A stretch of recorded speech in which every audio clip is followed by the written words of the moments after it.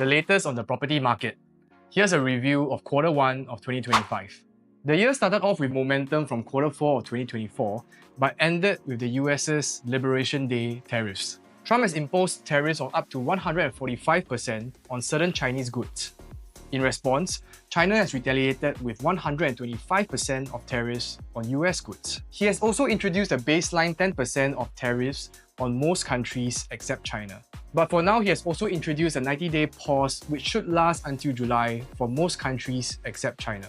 So far, this has created a lot of uncertainty in the global economy, and we could see some spillover effects here in the Singapore property market.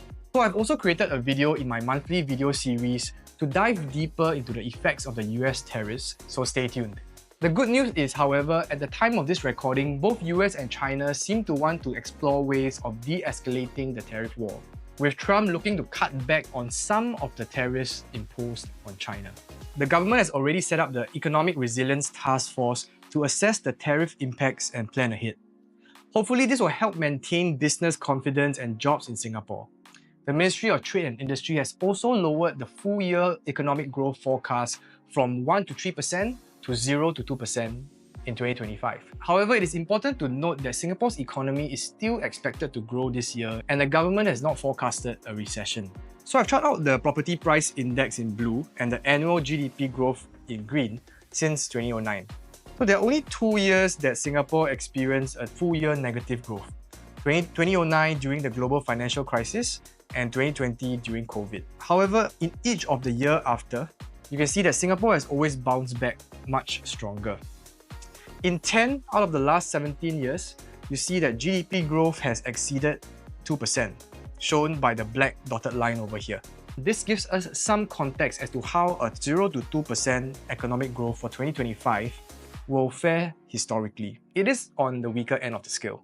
But despite this, property prices have generally increased, with only the exception from 2013 to 2016, likely because these were the years where the strictest cooling measures were applied on the market.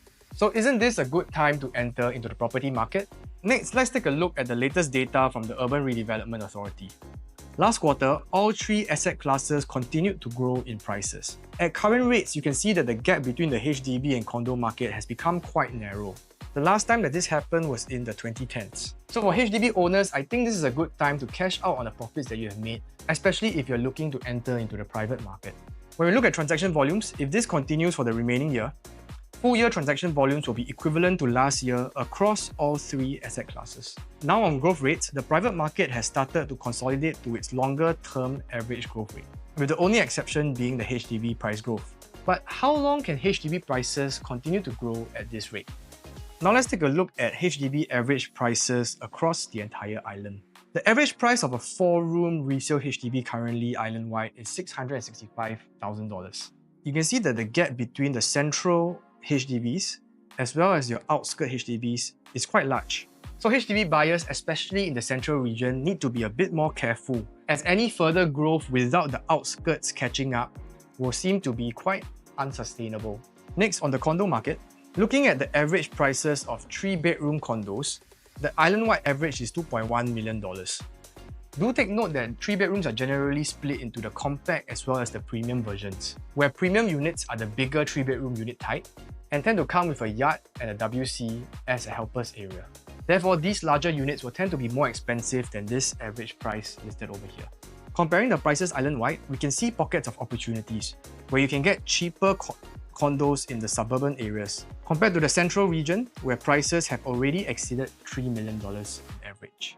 However, there's also more context to this gap in prices, given that, for example, condos in the central region tend to be freehold and resale properties in the region tend to be older, which means that they are generally larger in size. However, the intent here is to give you guys more visibility on what is considered affordable in the different regions of Singapore, since these are all data from transacted units. For example, if you're purchasing a 3-bedroom condo in District 21 at $3 million, then you should be aware that your neighbours are transacting at a cheaper price, which could affect how quickly you will sell into the future, assuming that this average price does not increase. Moving on to landed properties, island-wide, a benchmark for freehold landed terraces is about $4.6 million, with central region properties already exceeding the $6.5 million mark.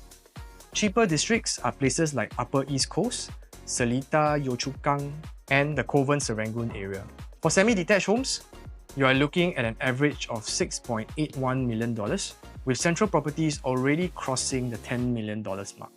Lastly, for detached homes, or otherwise known as bungalows, the average island-wide is almost $14 million, and there seems to be quite a large gap between the central region as well as the outskirt areas. On my next slide, you can pause the video here for a while if you like to match a certain neighborhood to a certain district, just like what I've done in my past videos. Moving on to the rental market, overall we are seeing some signs of prices plateauing in the condo and the HDB market, while rentals for the landed properties continue to drop.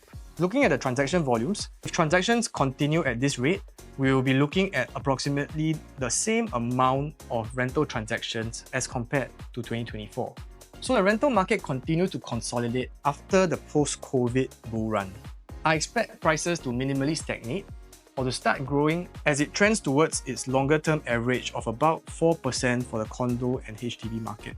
Another interesting trend is that since 2018, the amount of HDB rentals have generally increased. This shows how HDB properties have become a source for rental, taking away some of the demand from the private properties. When we then split the condo market into the different regions, rentals in the outside central region are transacting at about $4.49 per square foot on average. In the rest of central region, it is $5.44, and in the core central region, it is $5.85 per square foot. This is important especially for properties in the core central region. Why? For example, if you have purchased a 700 square feet unit in the core central region for $2.1 million and you're expecting a 3.5% rental yield, this translates to about $6,200 of rental per month. However, the average 700 square feet in the core central region is being rented out at about $4,100 if we just take this $5.85 per square foot multiplied by 700 square feet. So what it means is that it won't be easy to find a tenant for your unit unless it is within very specific neighborhoods in the core central region that can demand these prices. Next, on structural factors like income and population, both incomes and populations are trending upwards in Singapore. I've taken the monthly household income figures for the top 30%, top 20%, and top 10%, which you can see on the respective charts over here. So why have I taken the top 30% as an indication? This is because 78% of households live in HDB, which means that the remaining 22% live in some form of private property. Understanding the income benchmarks of the top 30% would then give us some indication on what property prices are affordable for these income groups, which is what I will show in the next slide.